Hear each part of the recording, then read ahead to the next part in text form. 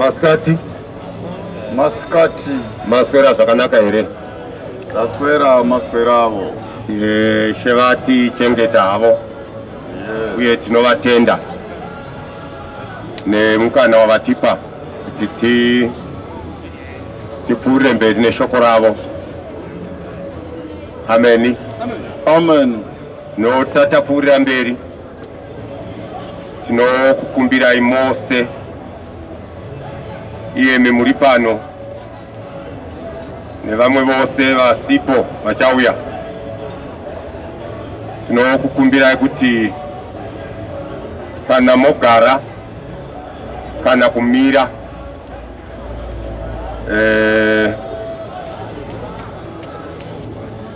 tinokumbira kuti mumire zvakafanira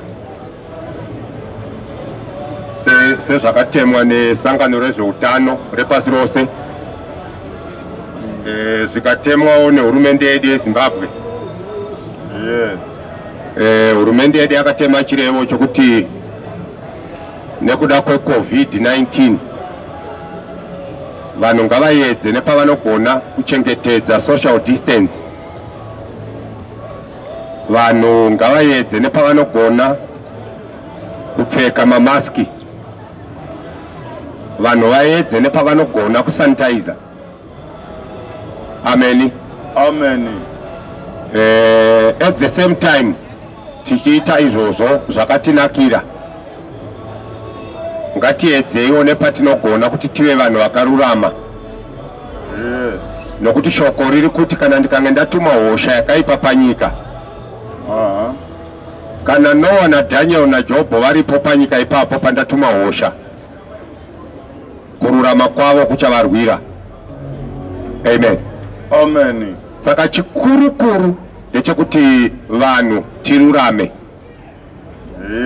Tarurama kudaro topfeka mamaski edu, tochengetedza social distance yedu, tosanitize maoko edu wherever possible. Amen. Amen. Hallelujah. Amen. Ndokuti tichengeteke pachinhu ichochi ichi. Asi zvikurukuru ndaida kuti vanhu tive vakachenjera. Amen. Nekuti zvinoratidza sekuti chirwere ichi somehow somewhere chiri spiritual. Amen. Nokuti chakaita tsika yekuti patakafunga kuti tagadzirwa mishonga yokuti tikabayiwa tinodzivirirwa pachirwere ichochi, icho chakabva chachinja variant. Ndokubva chapinda mune imwe variant inoratidza kuti mushonga uyu hauchamecha nevariant iyoyo. Amen. Amen. Asi sezvayakanga yagadzirwa mishonga yacho haichaita kurasa, totongopfuurira mberi tichibayiwa.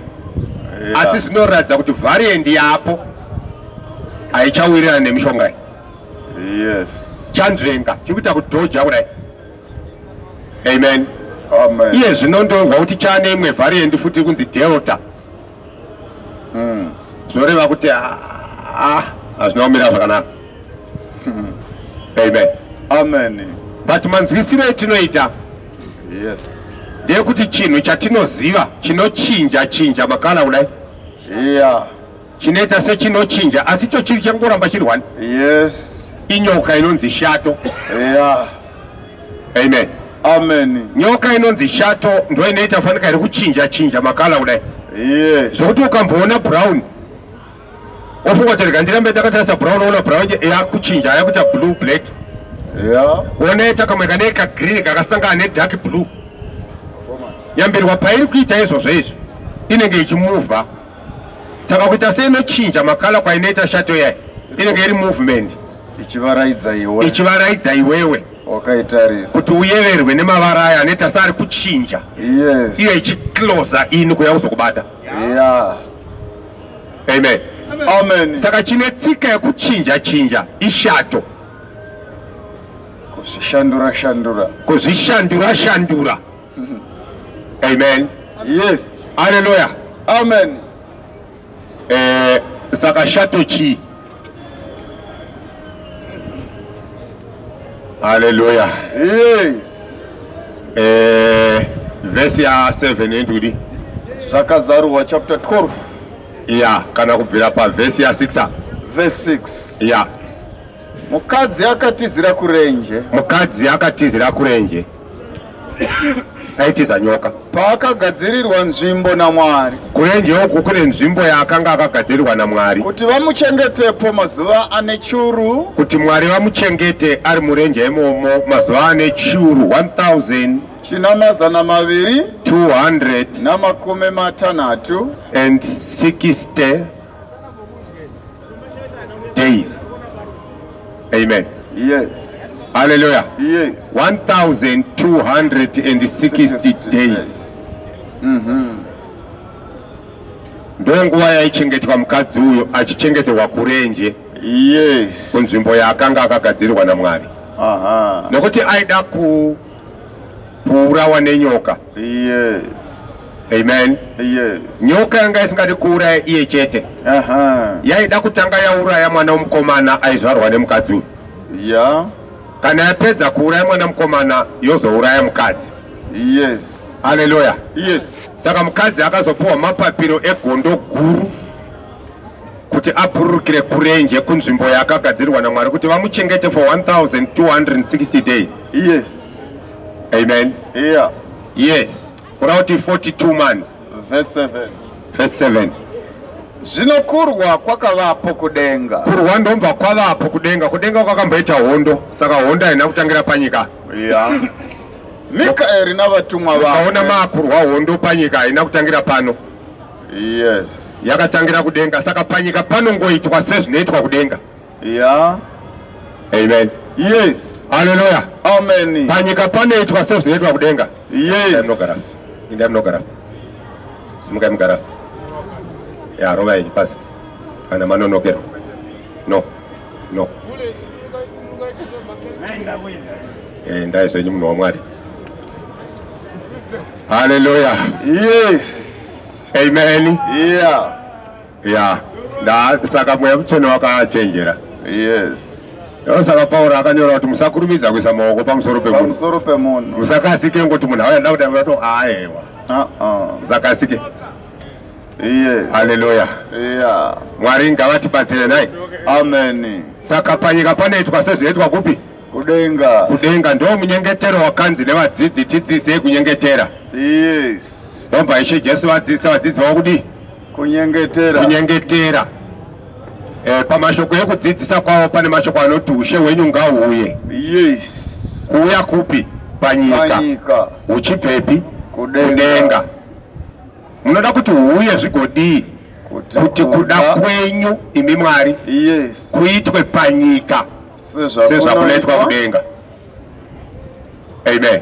Yes. Saka panyika panozogona chete kuitwa kuda kwaMwari sezvinoitwa kudenga kana ushe hwaMwari hwadi wauya. Kana ushe hwaMwari husina kuuya panyika. Yes. Panyika hapagone kuitwa sezvinoitwa kudenga. Amen.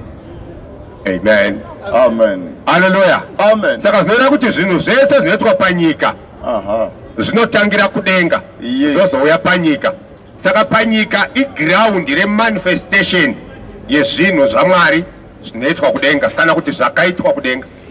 Hey. Amen. Okay. Hallelujah. Amen. Takambotaura tichiti kuroverwa kwakaitwa Ishe Jesu pamuchinjikwa kuJerusarema. Yes. Yakanga iri manifestation yezvinhu zvanga zvakaitwa kudenga kudhara. Yeah. Nyika isati yavambwa. Amen. Amen. Hallelujah. Amen. Saka zvakaitwa kuJerusarema zviya zvokurovera Jesu pamuchinjikwa zvairatidza zvakanga zvaitwa kudenga kare. Saka kudenga zvinhu zvese zvaitwa mumweya. Saka panyika zvozomanifesta pai? Panyama. Hallelujah. Amen. Amen. Yes. Right. Kwaita hondo kudenga. Mikaeri navatumwa vake vakarwa neshaka. Mikaeri nemaangels ake. Ndoda kuti ubatise mashoko kuita kuti urege kuzoita confusion. Yeah. Michael and his angels. Yes. Michael and his angels. Saka kuti Michael. Amen. Yeah. Ane maangels ake. Saka Michael ndiani? Alright, ndiani muridzi wamaangels? ndi Mwari. Maangels akasikwa nani? Na Mwari. Ndiye muridzi wawo. Yes. Saka Michael ndiani? God himself. Isusu patakadzidza taidzidza kuti Michael ingirozi. Yeah. Amen. Yes. Mumwe wemudzidzisi akatomboda kundidzidzisa zvandei ndakazosara ndine kuda kunzwisa. Ndiye akati Michael ingirozi huru kungirozi dzese. Archangel. Amen. Yes. Saka ngirozi huru kungirozi dzese ndiani? Ndio ari kunzi Michael nevatumwa vake. Michael and his angels. Kuda kuti Michael is Christ. Michael is God. Saka God ndiye ane maangels ake. Amen. Yes. Saka ndiye akarwa naSatani kudenga. Inzwazvo. Shato ikarwa ina vatumwa vayo. Shato yakarwa ine maangels ayo. Saka tine vanhu 2 vane maangels. Kuna Michael and his angels. Yes. NeShato and his angels. Hey. Hallelujah. Yes. Amen. Amen. Yakarwa ine vatumwa vayo. Vakasakunda. Asi Shato nevatumwa vayo havana kukunda. Nenzvimbo yavo haina kuzowanikwa Kubva pavakundwa pahondo, nzvimbo yavo haina kuzowanikwa kudenga, ende hakuna nanhasi. Haleluya. Amen. Nzvimbo yeShato haiwanikwe kudenga. Amen. Amen. Yes. Zvino shato huru Zvino Shato huru yakakandirwa pasi. iyo nyoka yekare. Iyo nyoka yekare Inonzi Diabolos. inonzi Diabolos naSatani. naSatani, Munyengeri wenyika yose. munyengeri wenyika yose. Saka iri kunzi Shato ndiani? Diabolos. Saka Satani ndiye ane tsika yekushanduka shanduka kudai. Yes. Achishanduka shanduka kudai, achitsvaga kuti akubate iwe. Amen. Yeah. Haleluya. Amen. Saka kana akuda kukubata ndo zvaanoita. Anoita achishanduka shanduka, achichinja chinja kudai kuti akubate. Asi machinjira anoita manje, macolors anenge achidisplaya anoyevedza zvokuti iwe unoyeverwa, kana mhuka yemusango inoyeverwa kusvika yabatwa. Yes. Kuzvechinakidzira so. Zvinenge zvichinakidza so. Amen. Vakorinde vechipiri chapter 11 verse ya 14. Naizvozvo hazvishamisi. Hazvishamisi Nokuti kunyange naSatanivo. kunyangwe naSataniwo Anozvishandura. anoshanduka shanduka so. Achizviita somutumwa wechiedza. Yes, ndo madhisivhira anoita vanhu ivaya. Yes. Amen. Yes. Kuti mutumwa wechiedza zvinoreve messenger of light, angel of light zvinoreve. Amen. Yes. Saka anozviita semutumwa wechiedza. Yes. Kuda kuti Satani anomasquareda, anodisguisa kuita sekunge atumwa naMwari zvikurehwa neva. Iye asina. Yes. Jesus says, I am the light of the world. Saka Satani anomasquareda as an angel of light. Yes. Kuda kuti anoita sengirozi yaMwari kana akuya kuzonyengera vanhu. Yes. Haleluya. Amen. Amen. Amen. Saka ndo zvaakanyengera nazvo vanhu vazhinji panyika pana. Akauya sengirozi yaMwari. Zvokuti wakabvunza vanhu vakatanga masangano kuti makatanga zvaita sei? Ndakaona mutumwa. Akaona mutumwa. Akaona mutumwa. Wakapenya. Saka akaona Satani akamasquareda semutumwa wechiedza, kuda kuti semutumwa waKristu. Yes. Haleluya. Amen. Amen. Yeah. Tosera maika ikumashure mcha. Haleluya. Yes. Right, akundwa kudenga ndo nyoka iyi. Yeah. Saka Satani ndo Shato, kuda kuti Michael ndi Kristu ndo vakarwa kudenga. Saka Shato yakakundwa ikakandirwa pasi panyika. Amen. Ndobva izwi rati kudenga une nhamo wenyika, nokuti mweya wakaipa wakandirwa kwauri. Announcement iyoyo haina kuzochinjwa kusvikira nhasi, yekuti une nhamo iwe nyika. Yes. Amen. Amen. Saka kusvika nanhasi announcement haina kuzochinjwa. Yeah. Kuda kuti nyika ine chi? Ine nhamo. Ine nhamo. Imi muda kuti nyika inake, Mwari akati ine nhamo. Yes. Saka tichangoona kuti mukuru ndiani, imi muda kuti nyika inake, na Mwari akati une namwe wenyika. Yeah. Iye ashanduke manje Mwari yeye. Yes. Akataura ndizo. Yeah. Akati panyika pane namo. imuri kuparidza kuti udachi? Tipanyika toda rugare. Iye akati une namo. Hallelujah. Yes. Amen. Saka tiri kuona panapa kuti nyoka yaitaurwa ndiDiablos ndiye anochinja. Saka ukadzoka kunyaya yechirwere ichi machinjira achiri kuita so zvikutaridza kuti chirwere chine inspiration yemumwe mweya uda. Yeah. Saka vanhu taita dambudziko kuti toda kurwa nacho panyama. Yes. Kutotsvaka machira ekusona wamasi toda kurwa nechirwere. Nechirwere ichi. Satani ungamurwise nezvombo zvemaoko.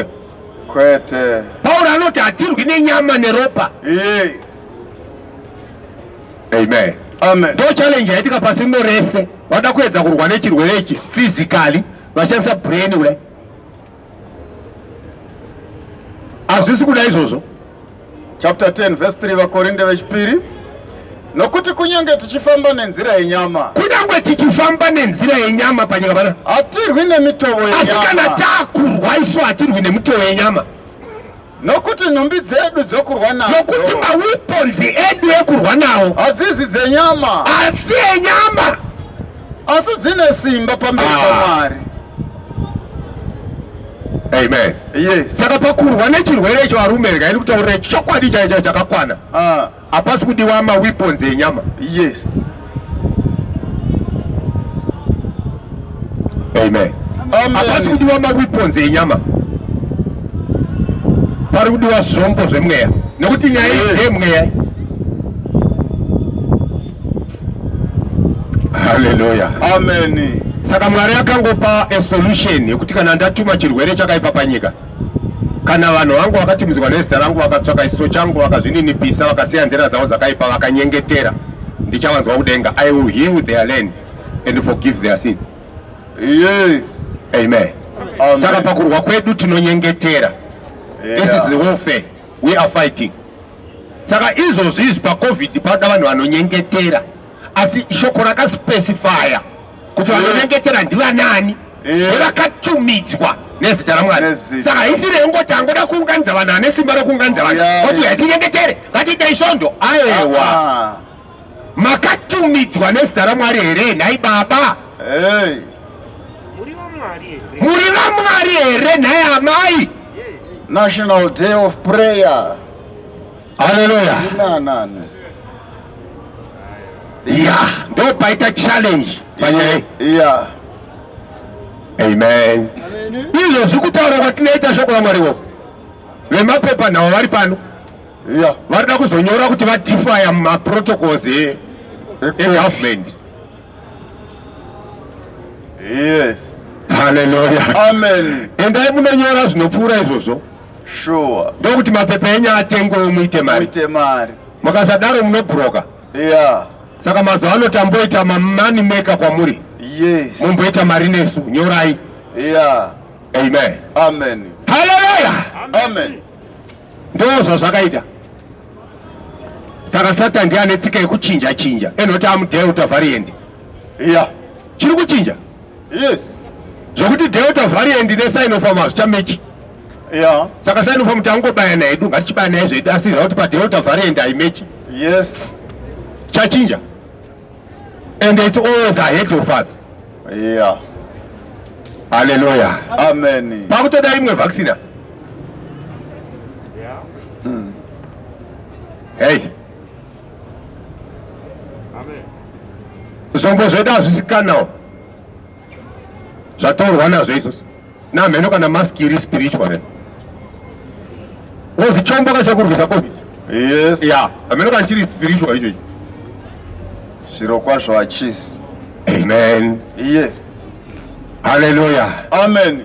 Ndo mamiriro akaita nyaya yacho.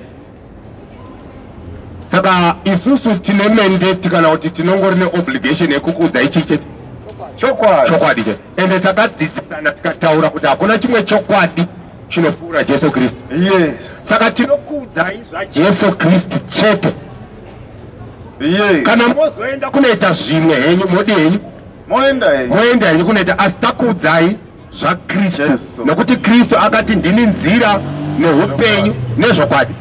Saka tinokuudzai zvokwadi. Amen. Yes. Saka zvokwadi yati kana vanhu vangu vakatumidzwa nezita rangu, kana ndatuma chirwere panyika, inzwa zvazvinoita, anotuma chirwere ndiMwari. Saka imukadhivhaisa mamethods enyu ekurwa nechirwere chatumwa naMwari, hakuna akarwa naye akamukunda. Hazvigoni. Haleluya. Saka kana Mwari vatuma chirwere vanopa solution kuti kana ndachituma imi vinyengeterai kwandiri. Ndo zvaakataura izvozvi. Amen. Yes. Vanonyengetera vacho ndevakatumidzwa nezita rani rake. John nobva ati tinoziva kuti Mwari haanzwi vatadzi, kunyange vatadzi vakanyengetera svondo napi, Mwari havanzwi. Hey. Amen. Amen. Mwari nhangodai tikanyengetera 7 weeks tisingadye kana kunwa tiri vatadzi, he does not hear us. Tinoziva kuti Mwari haanzwi vatadzi. Isu tinoziva kuti Mwari haanzwi vatadzi. John chapter 9 verse number 31. Yes. Tinoziva kuti Mwari haanzwi vatadzi. Asi kana munhu achimushumira. Alright. Ndoki. Yes. Saka vanhu vari kudeedzera prayer vanoshumira Mwari. Kwete. Amen. Amen. Ndo zvatiri kutaura kuti varume, Mwari haasi munhu haasekwe. Yeah. Hakuna munhu akangwara anojuta Mwari panyika vana. Marimwe zuro takanga takaungana tichinamata chidhori chaiswapo chambuya Nhanda. Mbuya. Tikadeedzera kuti mbuya Nhanda ndimambo wemadzimambo nashe wemadzishe. Apo vanhu vakazara. Yes. Vakuru vachiita izvezvo. Yes. Amen. Nhasi ndo vava kuti uyai tinyengetere kuna Mwari. What is that? Mwari upi manje? Muri kuti upi manje?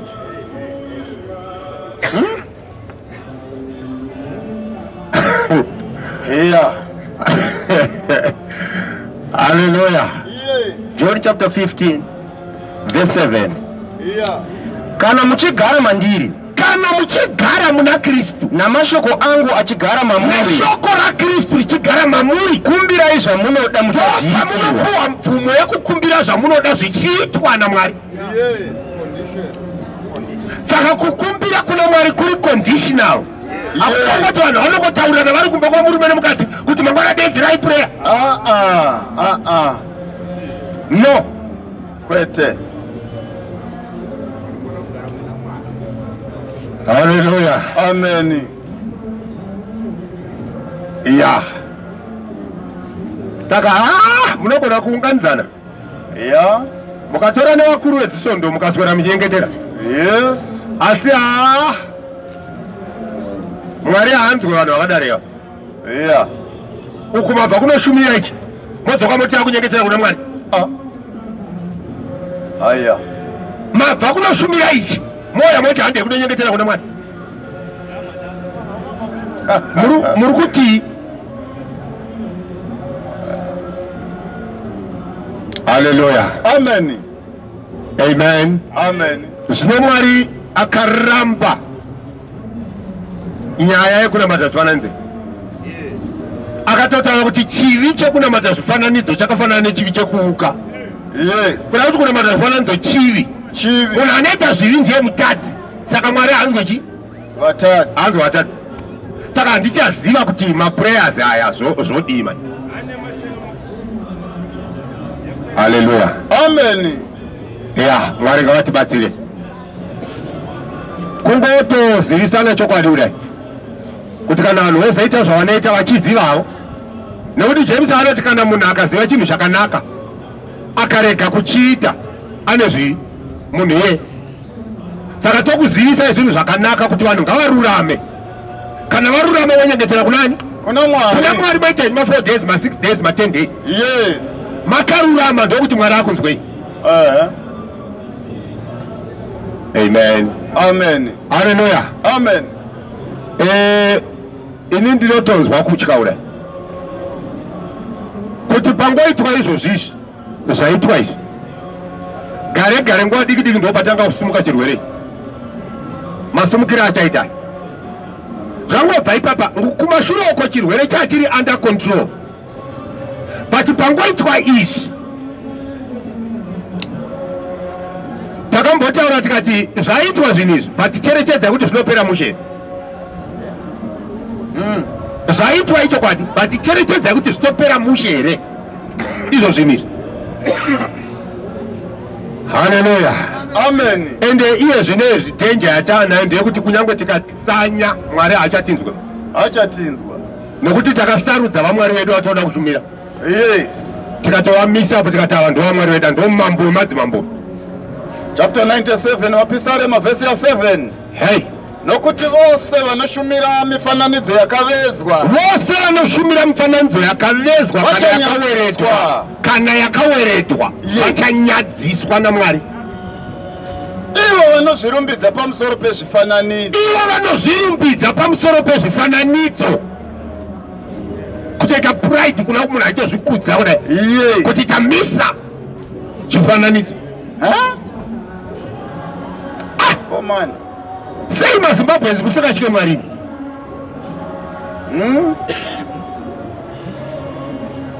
Haleluya, amen, amen. yes.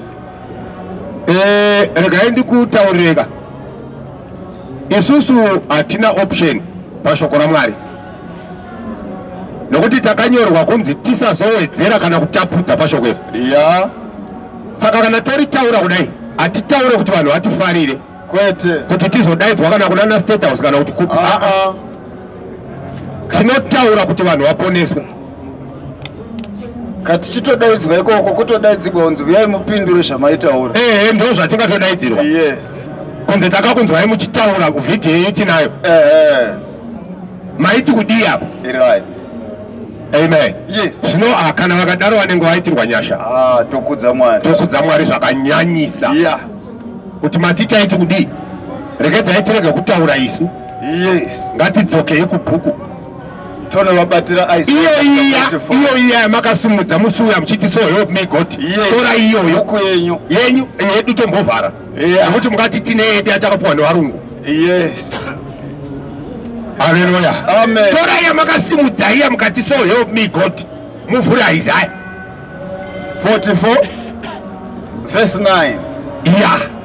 Vose vanoita mifananidzo yakavezwa, vose vanogadzira mifananidzo yakavezwa havana maturo, zvinhu zvavanofarira hazvibatsiri, izvi hazvibatsiri nyika kana vanhu izvi. Zvapupu zvavo hazvivoni uye hazvizivi kuti vanyadziswe. Ndo zvazvinoitirwa chete. Ndianiko wakaita Mwari? Ndianiko akambogadzira Mwari? Kana mufananidzo wakaumbwa, ndiani akambogadzira Mwari? Hakuna. Amen. Yes. Haleluya. Yes. Ndo zvinotaura bhuku yacho izvozvo. Saka vanhu vanoita izvozvo havana havana maturo. Yes. Saka hazvisina basa nechigaro manje. Hazvina izvi. Kana wangoita izvi chete izvi hauna maturo. Hazvina basa undiwani. Yes. Ungava mufundisi kana fata ukangoita izvi chete. Kuna Mwari hauna maturo. Amen. Amen. Yes. Haleluya. Yes. Ndo zvakataura Mwari izvozvo, ende ndo zvaari kutaura nhasi. He doesn't change. Kristu anogara akadaro zuro nanhasi nekusingaperi. Matauriro ake ndiwo haachinji.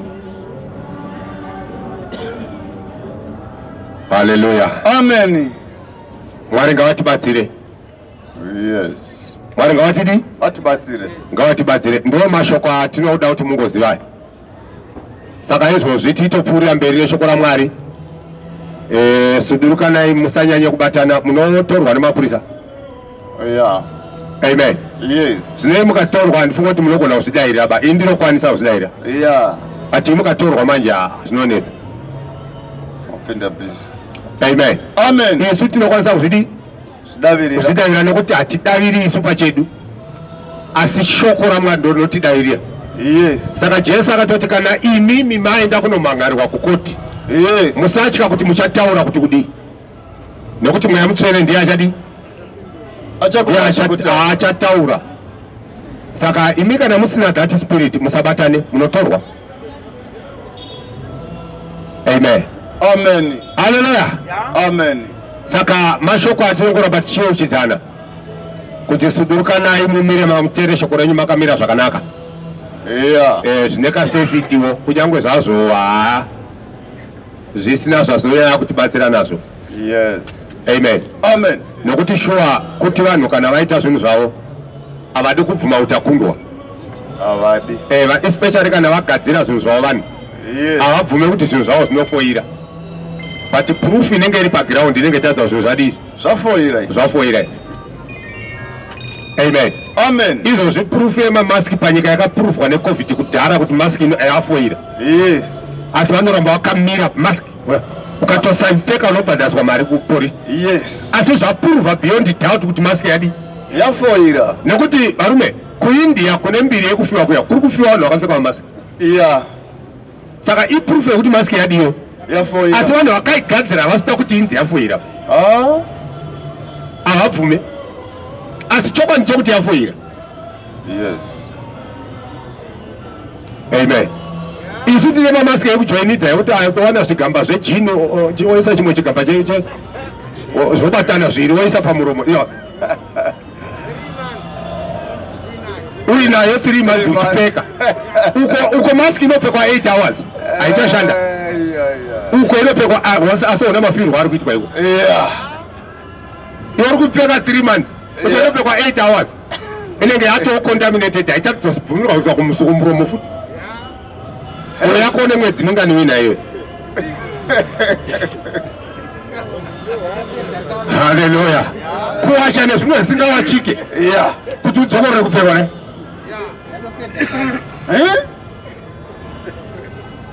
Yeah. Mwari ngavatibatsire. Zvaramba izvi. Saka pakutoda Mwari ega mupune kuti abatsire nyika ino yeZimbabwe. Yes. Zvino Zimbabwe yacho inofanira kubatsirwa naMwari yacho. Yaramba Mwari yada chifananidzo. Yes. Saka chii manje icho? Zvino Isaya akati chifananidzo nyakudai mukataura kwachiri hachipindure. Ndo danger iri baba. Yeah. Vanhu vanofanira kubatsirwa naMwari pachirwere. Vanhu vanofanira kubatsirwa naMwari. Mapisarema 91. Yeah. Ega ndingobva naye pavhese 1. Mufaro wemunhu unochengetwa naJehovha. Mufaro wemunhu anochengetwa naMwari. Uyo ugere panzvimbo yokuwanda yokumusoro-soro. Inzwa, uyo ugere panzvimbo yokuwanda yokumusoro-soro. Ucharambira pamumvuri wawamasimba ose. Anorambira pamumvuri waMwari. Ndichati pamusoro paJehovha. Ndichati pamusoro paMwari uyu. Ndiye utiziro hwangu. Imi Jehovha ndimi utiziro hwangu. Nenhare yangu. Nenhare yangu. Iye Mwari wangu wandinovimba naye. Nokuti iye uchakurwira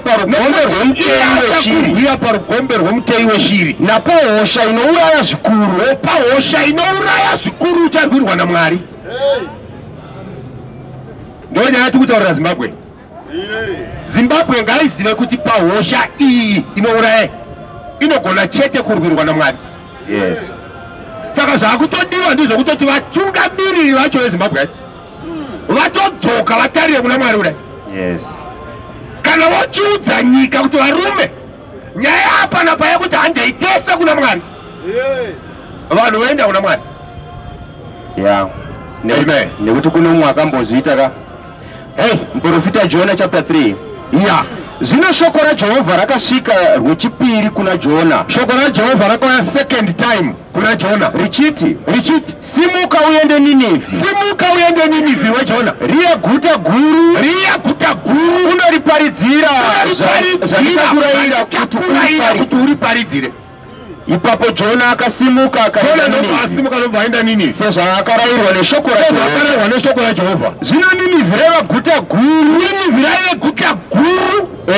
Rwendo rwamazuva 3 kuripoteredza. Rwaive rwendo rwe3 days kutenderera Ninive kudai. Waita 3 days. Yes. Amen. Amen. Yes. Jona akatanga kupinda muguta. Ndobva Jona atanga kupinda muguta. Achifamba rwendo rwemazuva. Akadana achiti.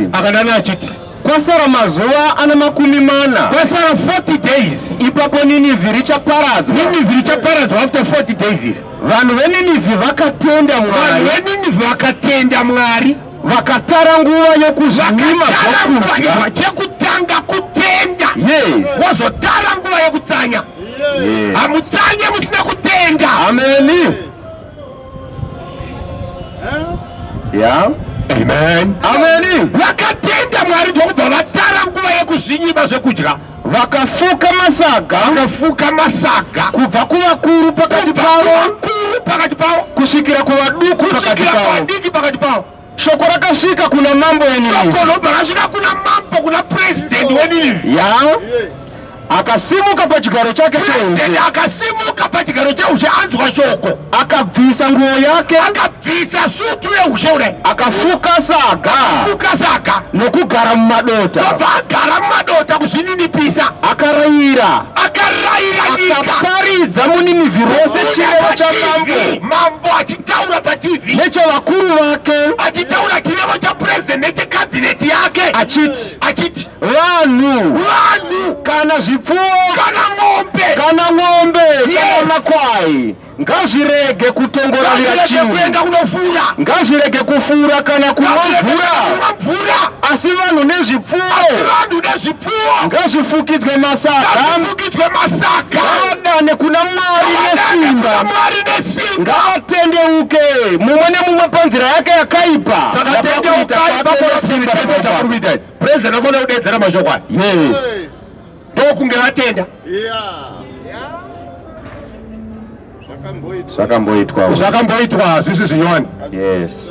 Ende Jona ndiye akanga audza president kuti ita izvi. Yes. Saka tiri kuvaudzawo nhasi. Yes. Kana vada kuti chirwere ichi chinouraya ichi chipere muZimbabwe muno, ngavaite. Haleluya. Amen. Kuda kuti ngavatendeuke mukuru waya. Yes. Kana vatendeuka kubuda paTV inonzi Face the Nation. Yes. Hey. Zvakamboitwa.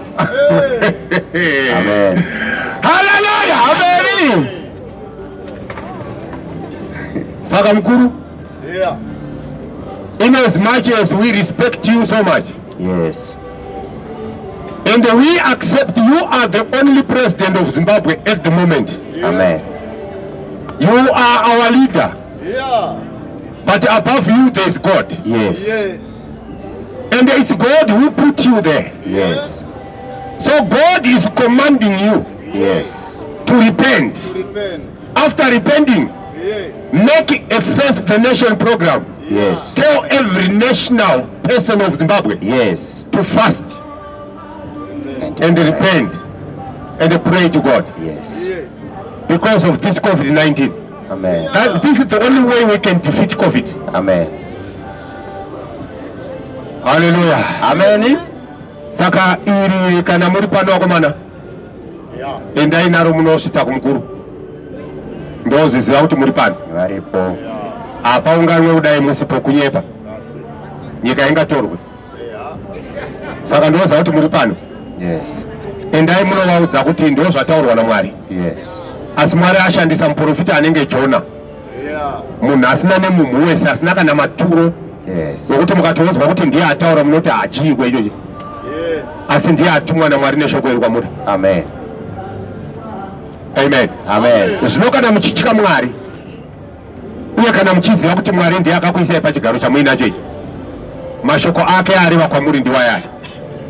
Tendeukai mutende kuna Jesu, muudza nyika kutobuda paNational Television. Yes. Muchiudza nyika kuti kana mombe ngadzirege kuenda kumafuro, vanhu vese ngavatsanye, vanoyamwa ngavambomira kuyamwa. Yes. Hakuna mwana anofanira 1 day.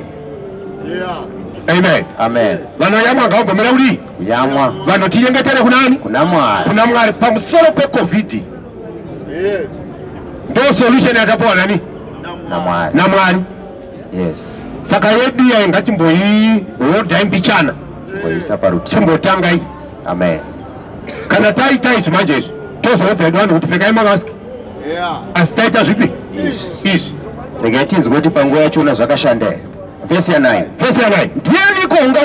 Ndiani kuangaziva zvimwe Mwari ungadzoka akazvidemba akatirwira pahosha iyi, akadzoka pakutsamwa kwake akatiitira tikarega kuparadzwa. Ndiani angaziva naye?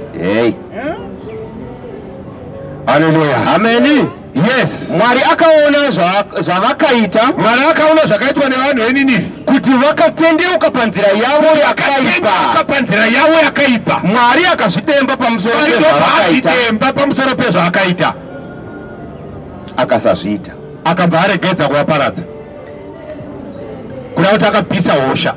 Yes. Saka kana tikatendeuka nhasi isu Zimbabwe nevatungamiri vedu, Mwari anobvisa hosha. Kana anga aronga kutirova nehosha iyi, anoregedza kuita zvanga akaronga. Amen. Haleluya. Amen. Amen. Ndonyaya tiri kutaura nezvayo iyi. Haisi nyaya inotsvaga kuti vanhu vazoti muri kuita nezveaewa. Tiri kutaura shoko raMwari.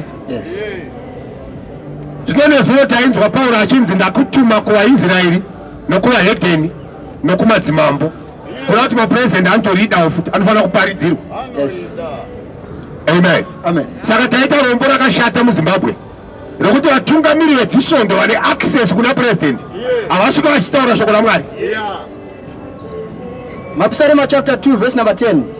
Yes, ndo challenge yataita. Vari kusvika kuna purezidendi havataure shoko raMwari, vakutoenda kunokumbira mapurazi nemastands. Havasi kuudza purezidendi shoko rekuti paCovid pari kuti uenda Mwari, tendeukai mukuru wangu. Haleluya. Ndo vanhu vanoenda kwakutono mwati hapana kana shoko hwani ravanosira mutungamiri wenyika ne ungamubhabhatira ya blessed. Vakakudzai kuti is blessed ndiani? Zvino chivaine njere imi madzimambo, munyeverwe imi vatongi venyika, aya ikai.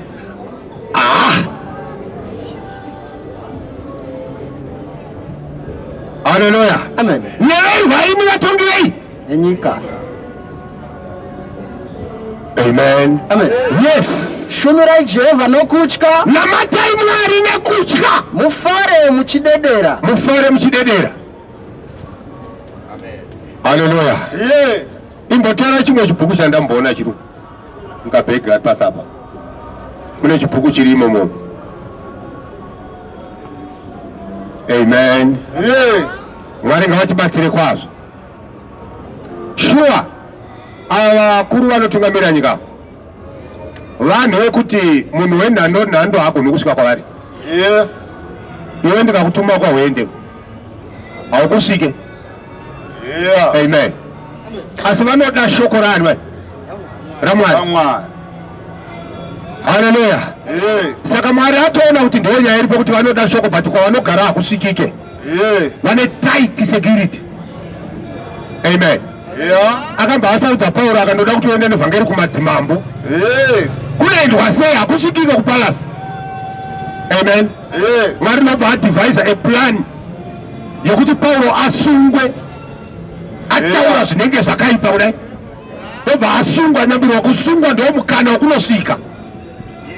Amen. Kana wamusungwa unosvika. Vainewo vakomana vakakubata vaine masutu kudai, kuenda newo pagedhi chaipo, unotovhurirwa kudai, kupindwa neonzi uyu ndiye uya kutaura muna first. Haleluya. Amen. Ndo masvikiro acho iwayo. Paakanga asungwa chapter 26 verse 24, mabasa apostori, aenda kuna mambo. Zvino wakati achizvidavirira, Paulo akuzvidavirira nekuti vakomana kana vakubata havasaona nokudavirira. Vanosvika kuti ndiye uyu. Amen. Ngataura zvanga zviri tamunzwa. Saka unofanira kuzvidavirira. Saka Paulo akuzvidavirira pamberi pamambo. Festus akati nezwi guru. Festus yobva ati nezwi guru kuna Paulo. Paulo, unopenga iwe kudzidza kwako kukuru kuno kupengesa ya wakupengeswa nefundo. asi Paulo akati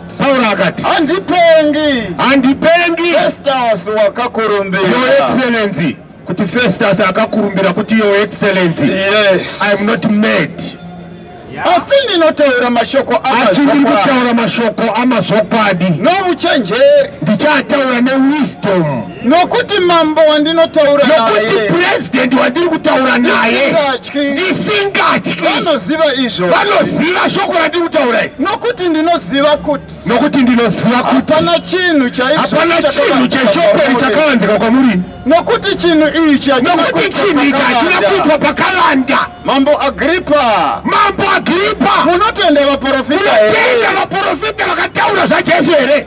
ndinoziva kuti munotenda mogara mutaura zvaMwari. yes, takakuonai makabata bhuku mukati so help me God, saka kuti munotenda. yes. Agripa akati kuna Paulo, yes, unenge unoda kundiita Mkristo? wakuda kundiita Mkristo wadiki kudai.